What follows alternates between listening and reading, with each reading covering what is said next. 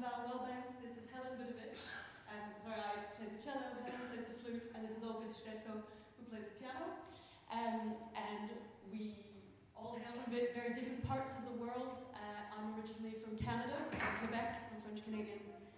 Helen is from Australia, and Olga is from Belarus, and we all moved to London to study at the Royal Academy of Music, which is where we met.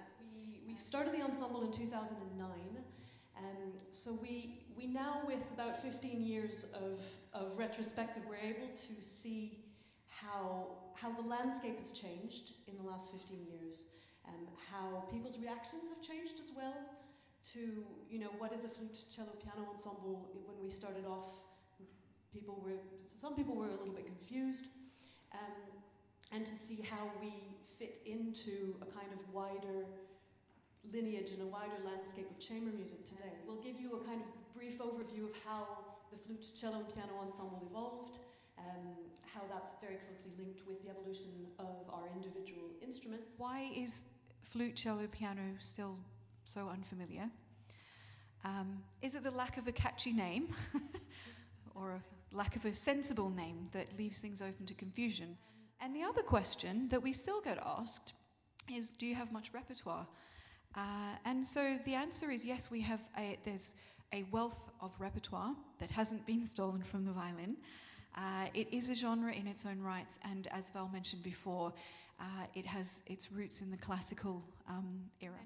The origins of the flute-cello-piano trio are really in the accompanied keyboard sonatas of the classical period, sort of rather than the Baroque trio sonata, whereas in the classical keyboard sonatas, the keyboard was really the central instrument, and the other instruments played an accompanying role to the keyboard. And as you can see from the program, the opening piece is by Czerny, Carl Czerny, Fantasia Concertante, that was written in 1833.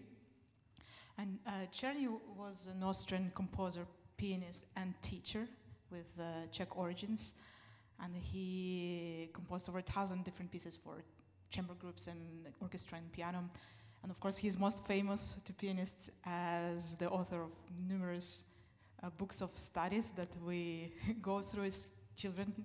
I certainly did my fair bit of those.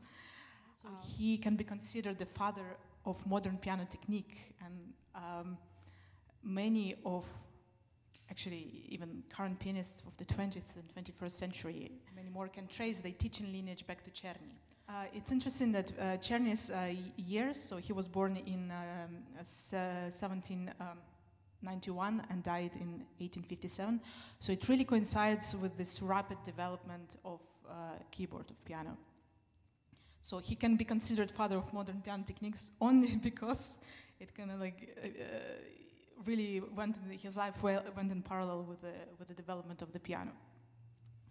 And of course, the development of the piano was possible because of the Industrial Revolution and all the new technology that it introduced to the piano makers.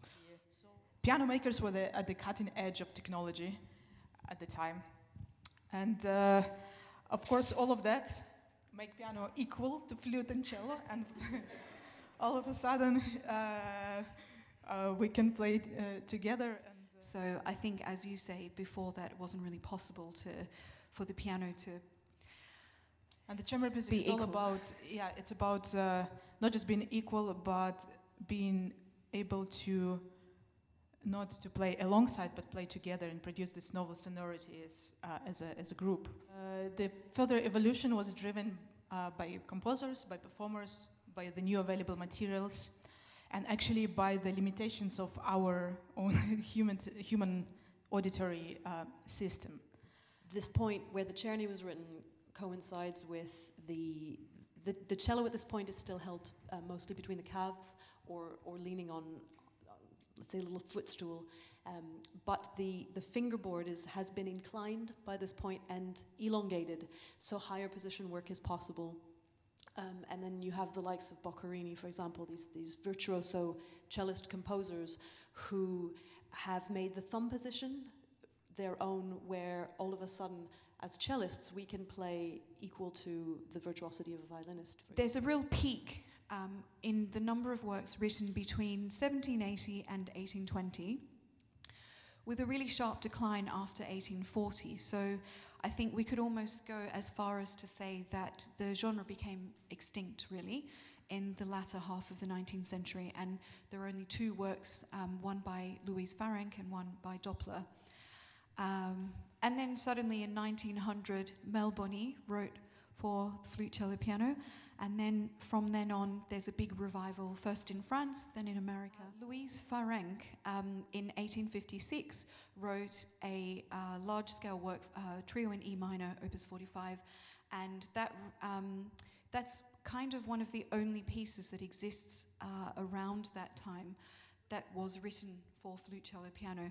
And actually there was a really good reason for that, because she was teaching at the Paris Conservatoire, and at the time there was a flautist, Louis Doris Böhm's silver flute that we play on now. That came out, he brought that out in 1847, but it wasn't actually taken on board really by everybody until kind of, the very late 1800s or really into the early 1900s. So Louis Doris, he'd been playing on prototypes since the 1830s, and he kept on kind of trying to get this new flute officially accepted at the Paris Conservatoire, and he finally succeeded in 1860. So Louis Doris and Louise Farrenc, she dedicated the trio to him. So the two of them were sort of key protagonists in the new silver flute then coming into the 20th century, at which time we then just have this big explosion of repertoire.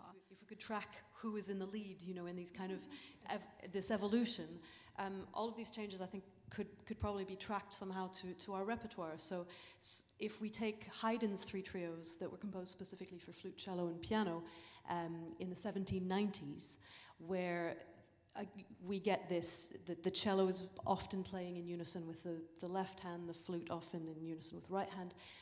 In the 40 years that elapsed between Haydn's trios and the Czerny, which you'll hear soon, you'll see the absolute explosion of virtuosity possible. He really puts both from one side a spotlight on each instrument and actually on each performer. So in a way it kind of also goes with the whole notion of romantic era at the time, with its individualistic, spotlight on your inner world and individual and self-expression.